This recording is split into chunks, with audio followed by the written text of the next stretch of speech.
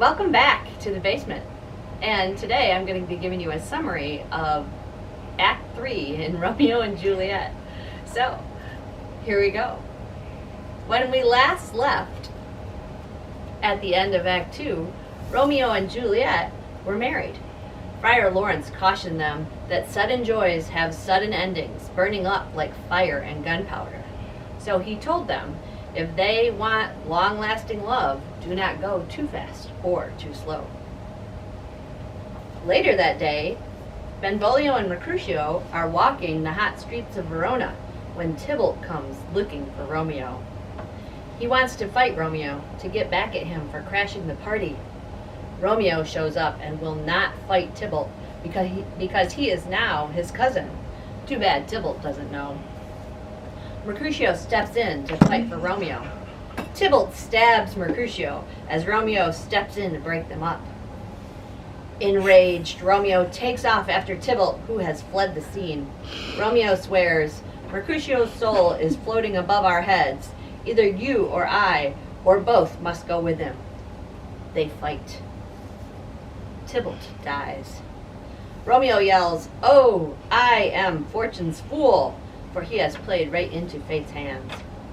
He runs off before the prince arrives to give his judgment. Romeo is exiled. If he is found in Verona, he will be put to death. The nurse reveals the news to Juliet, who has just given a soliloquy stating that she has bought the mansion but hasn't lived in it, meaning she is now married to Romeo but has spent no time with him. At first, the nurse makes it seem as Tybalt is dead, but slowly Juliet realizes Tybalt is dead by Romeo's hand. She breaks into a long list of oxymorons, saying Romeo is a dragon living in a beautiful cave, a raven with feathers of a dove, a lamb who hunts like a wolf, a damned saint, an honorable villain, which is appropriate because she has learned the man she loves is a murderer. She then realizes she is his wife and must be loyal at any cost. She sends the nurse with a ring to give to Romeo. Romeo is at Friar Lawrence's being extra emo. He says death is more merciful than banishment because banishment means life without Juliet. He breaks into a monologue saying things like flies are more fortunate than he is because they can touch Juliet and he can't. Friar gives him reasons why he should live. Number 1, Juliet is alive.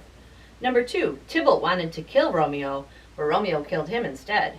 And number 3, he should be put to death, according to the prince's rule, but he's only exiled and allowed to live. Friar makes a plan. He says, go to Juliet and say goodbye to her. Leave before the morning and stay in exile till things calm down, and you can return then to announce your marriage. While this is going on, Paris arrives at the Capulets, saying he knows it is a sad time to woo Juliet, but he still wants to marry her. Lord Capulet thinks it is just the thing to cheer Juliet up.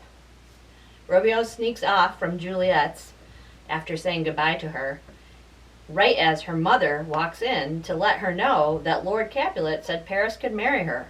Juliet freaks out. Her father comes in and says she will marry Paris or she will be disowned. Juliet plans to run to the friar to beg for help, or she will take her own life. That is Act 3 of Romeo and Juliet.